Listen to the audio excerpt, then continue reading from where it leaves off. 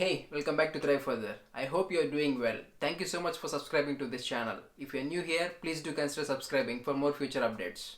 In today's video, we will see how we need to get access code through online. Because many of my friends and subscribers, they are worried about not receiving their access code. But there is a way that we can get access code through online using my Service Canada account. And we will also talk about how we need to repay the $2,000 if you received extra payments. Because in the earlier stages there was a misunderstanding about how the systems works and how we need to apply for these benefits. In this confusion, many of us applied for both the systems CERB and EA and they received both the payments. So now they are worried about how they need to repay the extra amount they received from the government. In this scenario, we got payments in two different methods. One is through check and the other one is through direct deposit. We will see how we need to repay them in both the situations. And watch the video till the end. I'll be discussing about the implications on receiving both the payments and how it will be affecting on our PR profile. Not only that, and I'll be discussing about my future videos on this category. So without any delay, let's jump into the topic right after my new intro that I created last week.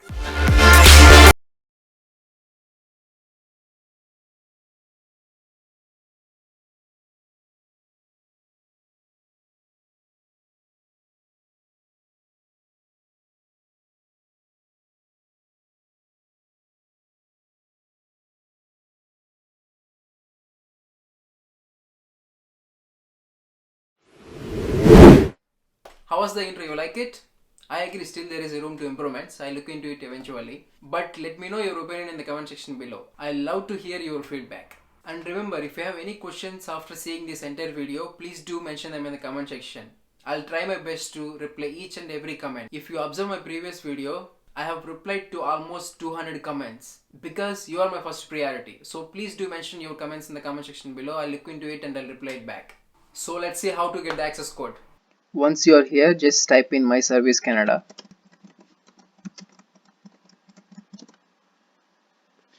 So click on the first link, you get My Service Canada account. Scroll down and you have different sign-in options here. So one is with using GC key and you can sign in with your bank online banking account also. So here I'm choosing sign in with GC key English. So here you need to provide your username and password. Once you provide an username, click on sign in. Once you sign in, you'll get into this dashboard. So scroll down little more and under this Service Canada account services, you can able to find this employment insurance. So click on this employment insurance and if you scroll down, you will see the access code here. So click on this access code. So this is where you can see your access code. It's a 4-digit code. So using this you can submit your reports and you can access your EA claims and everything. And make sure you save it safely because it will be useful for your submission in the future. And do not share your code with anyone and store it in a safe place separate from your social insurance number. This is how we can get access code using My Service Canada account. So let's go and see how we need to return our extra received payment. So once you are here, just type how to return CERB payment. So click on the first link, return or repay a payment applying for CERB with CRA. These are the information we have in this page. So why you would send the CARB back? CRA has provided convenient ways for you to get the CRB as quickly as possible. Most people are able to complete the application in under 2 minutes.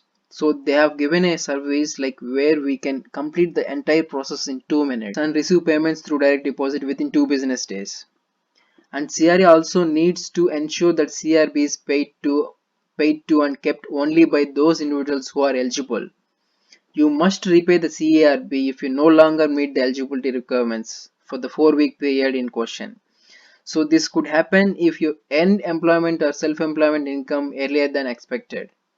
You applied for the CARB but later realize you are not eligible. You receive a CARB payment from both the Service Canada and CRA for the same period. So in these scenarios, you definitely need to pay them back. So what is the impact on tax slips? So as they mentioned before, the CARB is taxable. You will receive T4A tax slip on the amount of CARB you receive. So you repay the CERB, the CRA won't issue a T4A for that payment. So here, whatever the payment you repay, whatever the payment you feel that you're not eligible or you found another job, so even if you get that payment, you need to give it back to the government. For that period, for that amount, they will not issue any T4A. To ensure that we don't issue slips improperly, you need to repay your CERB before December 31st, 2020. So whatever the amount we receive now, if you feel that you're not eligible, we need to repay them before 31st, so that they'll not issue any T4A for that particular period of payment. So and they have given one more option here. If you need more time to repay, so if you want to repay your CRB but need more time, so we need to contact the CRA to ensure you have an agreed upon payback schedule by December 31st.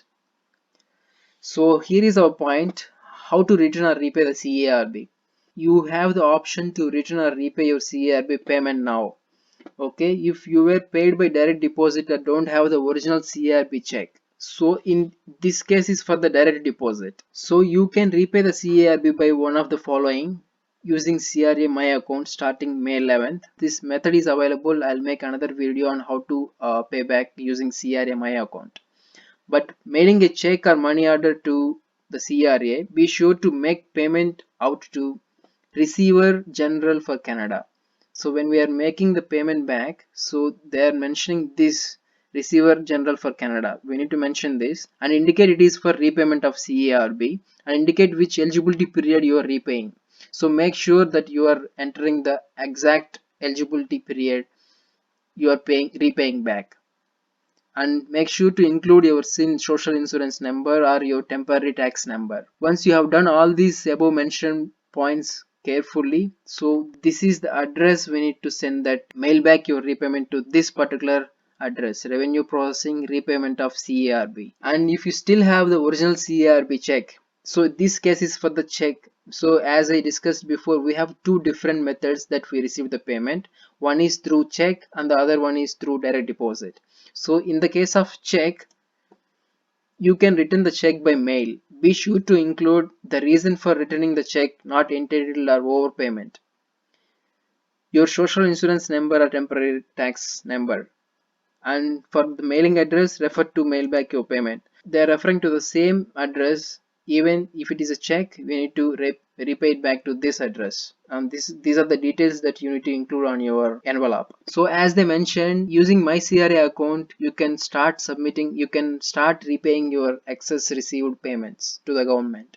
So once this is available, I'll make another video on this. If you don't want to miss that video, please do consider subscribing and click that bell icon so that you will get immediate notification whenever I do another video on this. So that's pretty much everything. I hope you got little to more knowledge about how to repay the amount and how to get the access code.